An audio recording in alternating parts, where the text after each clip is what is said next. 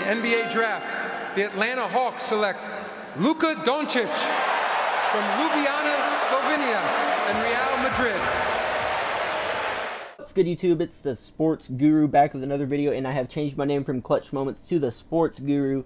Clutch Moments is not very much of a good YouTube name. Sports Guru sounds a lot better to me, and I'm going to be talking today about Luka Doncic.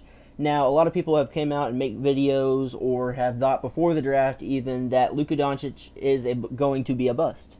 And that the Dallas Mavericks made a bad mistake by going ahead and trading their next year pick and getting a bust. Well, today we're here to kind of just prove them wrong or try to argue our side of things from the MFFLs and the Luka believers. So we're going to be talking about his weaknesses first, then we're going to hop into his strengths. So Dallas traded for Luka. They had the 5th pick going into the draft. They traded up to number 3, giving up their top 5 protected in 2019. But if it doesn't convey over like next year or another year, which I'm pretty sure it'll convey, I doubt Dallas will be within another top 5. So it will probably convey next year. Dallas is set on winning, so yeah, they're probably going to go get them a big man too. So Atlanta's probably going to get that pick this upcoming year. So let's go ahead and hop into the weaknesses of Doncic. Yeah, and it could be some bad weaknesses. You know, it comes off bad because you never hear of superstars that have these type of weaknesses. Number 1, athleticism.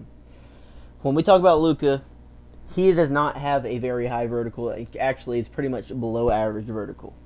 The thing about Luka is his game, to me, does not revolve around his athleticism. He is such a great all-around scorer and passer that he can do certain things. Plus, he's going to be matched up with a guard who is probably the most athletic point guard in the NBA. So they're polar opposites when it comes down to that, him and Dennis Smith Jr. Now, another thing about him, I don't think he's at his... Oh, he basically isn't. He's not at his highest potential in terms of where he could be physically.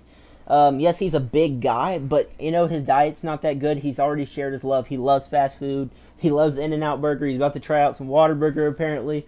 See what it's like down here in Texas, but he needs to get a better diet, and which he will when he comes down to the NBA. Dallas Mavericks have one of the best trainers in Casey Smith, and I think he will end up being more agile player in terms. Let me put it that way. Of course, his vertical is not going to just spike up 5 inches, but I think it could boost up a little bit. I mean, he's not in the best shape in the world. I mean, he'll be quicker and faster too.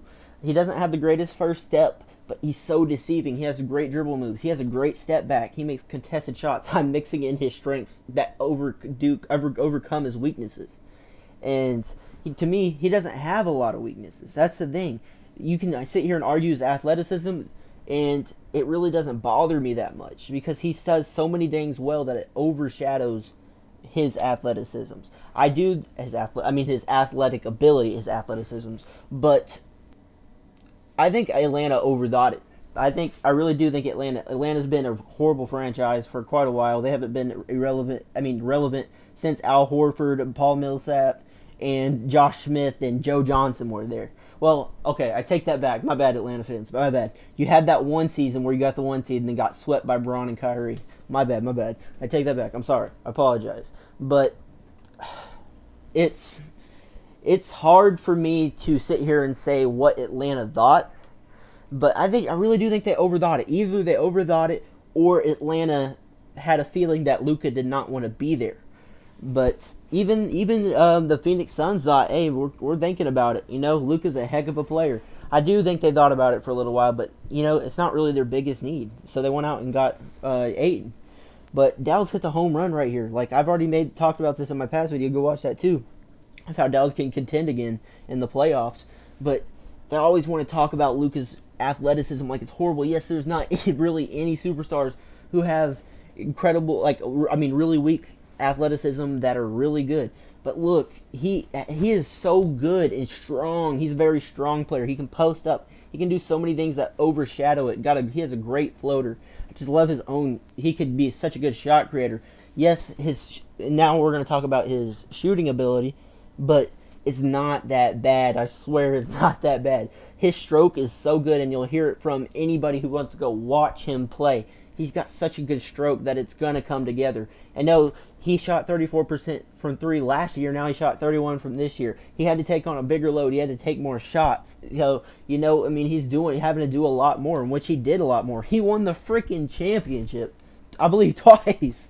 The man can play, dude. He can do a lot of things. He gets rebounds. Let's not throw out the opportunity of him playing some 4 next year with the Dallas Mavericks. He's a big guy. So the thing is, even if he goes to Dallas, he's going to have Harrison Barnes or somebody like that to guard one of their best players.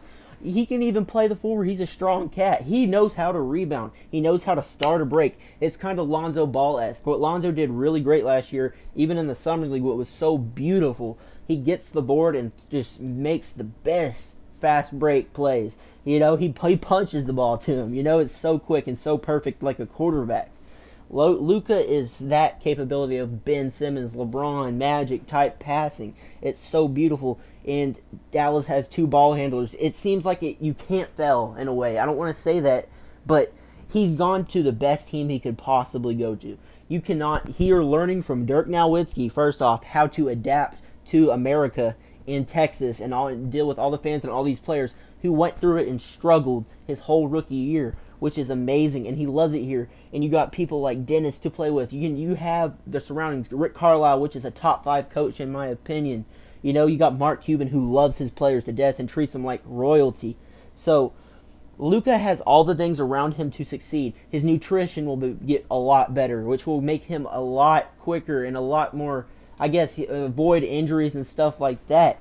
And the other weakness people like to talk about is his defense, which ends up, to me, we were just talking about how Harrison Barnes could actually guard people like that, but I want to see Luka at the 4 some, I'm not going to lie. Just him grabbing the boards on the breaks is just amazing. They say his feet are slow. Yes, they are. Maybe they are a little slow. He can get a little quicker. Let him become his best self before we sit here and we nag him about everything he does. It's really just not fair, We just have to give him some time. Give him some time. Like, I'm just saying, all the haters out there for him. I want to say haters. Okay, all the people who don't think he'll be great or even good, give him some time. This player's going to be really good. He makes his players better. We're talking about I'm calling him a taller Lonzo who will have a better shot and possibly a better playmaker. So let's put it that way. Okay, I don't know if you're going to like that, Mavs fans, that comparison, but he's a diamond Lonzo, and Lonzo's like a silver or something, But Luka's weaknesses are so overblown, though, when you think about it. He is not that bad. He's not even at his full potential yet, and he's leading teams at 19 years old, even 18 and 17 years old. Him and Goran, he played the freaking Thunder last year and dropped like 20-something points. The Thunder, I don't know if they beat him or not, can't remember, but he played a heck of a game. He can play against these athletes. He's going to be stronger than a lot of these athletes in the NBA. It's just like, and I hate the argument when people say that college has more players. I don't want to hear it. You're going to tell me DeAndre Ayton hasn't played a team where you have never heard of one single damn player on that team? Are you serious? You could say the same thing, but those overseas players, no. Those are people that have been in the NBA, that have actually been looked at as NBA talent, who've been considered draftable. A lot of these people, like Marvin Bagley and all these people played, you want to talk about his defense, talk about his defense. Luka Doncic has some damn IQ. He's got freaking IQ. He's got JJ Barea IQ. He's freaking 8 inches taller than JJ. He's stepping into that spot. And I used to wonder why they were, and this is an interesting thing to me. I'm kind of hopping onto something new right here, but why, I wondered why last year. I wonder if some Mavs fans did too. Why J.J. Barea would play on ball and Dennis would play off ball some last year. And I think this was really a preparation for Dallas and Dennis to get him ready to play some off ball, while you already know Luka's going to be playing on ball a lot too. Who's going to play more? I don't know, but it's going to work. I swear. This is one of the most exciting moments in summers of Mavs possibly history. And if they go get Capella or DeAndre Jordan or maybe Cousins, could be awesome. I'm just saying, y'all get ready. This is a guy with IQ. He knows how to play defense. Yes, he physically is not capable of keeping up with Kyrie freaking Irving, but who is? Who is capable of that? You know, even if he becomes a very below average defender, which I don't think he will, like he can be an average to a little above average to me. I think he's really got superstar talent, and I just love this pick. I love this pick for Dallas. They did something great for us. They're like, and Mark Cuban and Rick Carlisle are on board. Rick Carlisle are on board with getting back to the playoffs this year. I don't know about that, but guys, this is something to be excited about if you're a Mavs fan or a Luka fan. This is just the perfect situation. And yeah, guys, that's it on this video. I'm the sports guru now, not Clutch Moments. Go ahead and like and subscribe. Alright, I'm out. It's kind of a little bit of a rant video in a way, too, for all the Luka haters. Alright, guys, I'm out.